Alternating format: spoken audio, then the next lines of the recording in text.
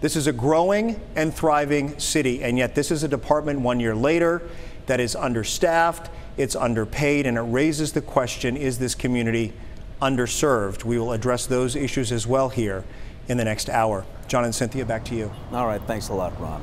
You know, some of the images we still remember came from outside Baylor Hospital, the trauma team that linked arms to form a human shield as victims were brought into the ER.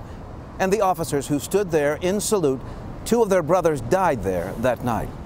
Tonight, the same night shift that answered the call for help paid tribute to the victims and their families. About 40 Baylor staff members gathered for a candlelight vigil outside the hospital. 7 police officers were also treated at Parkland Hospital. 3 of them did not survive. You know, Parkland is synonymous with some of our state's biggest tragedies.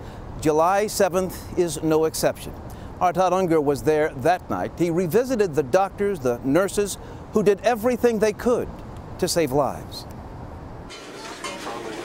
Trauma Room 1 at Parkland Memorial Hospital is where the gravity of what was unfolding first swept over Chief Trauma Nurse Jory Klein. There was a second officer brought and put in this room. And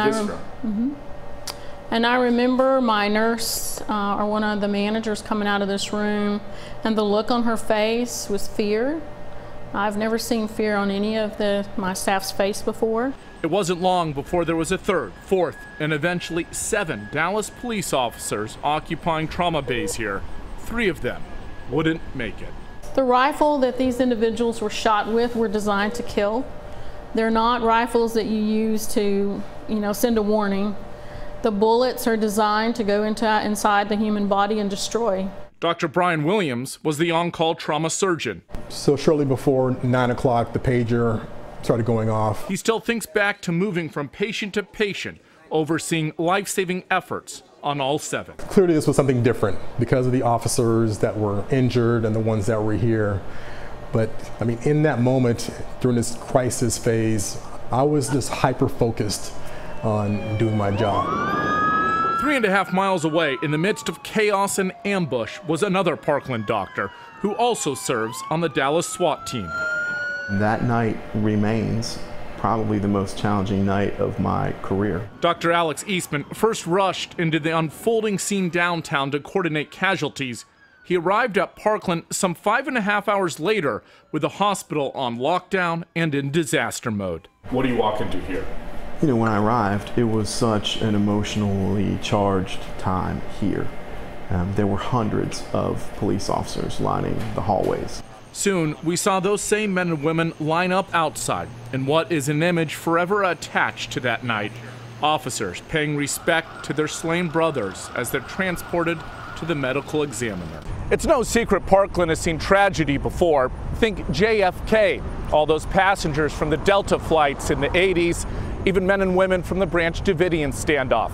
But the impact from July 7th is still very raw, and folks here hope it leads to some honest reflection, perhaps even change. Some of that is practical, increasing the ER's blood supply. We learned some things. We learned about getting the blood down here faster. We had a blood refrigerator down here, so what we learned is we put more products that were immediately available. Some of it, though, extends far beyond the hospital walls. July 7th, it just brought that all into focus for me and forced me to decide whether I was going to remain silent or speak up about these issues. Because what happened, the elements that allowed this to happen still exist. Dr. Williams was especially open in the aftermath, talking about gun violence, race, and his role that night, a black doctor working hard to save white officers. This killing, it has to stop. Everyone we profiled agrees an honest look in the mirror for Dallas is the best way to honor those we lost. White, black, red, yellow, gay, straight, Jew, Gentile, Muslim, doesn't matter. It doesn't matter what you look like. It doesn't matter what you believe. When you come here, you're all, everyone looks the same. A message the men and women of Parkland are trying to push now more than ever. Todd Unger, Channel 8 News.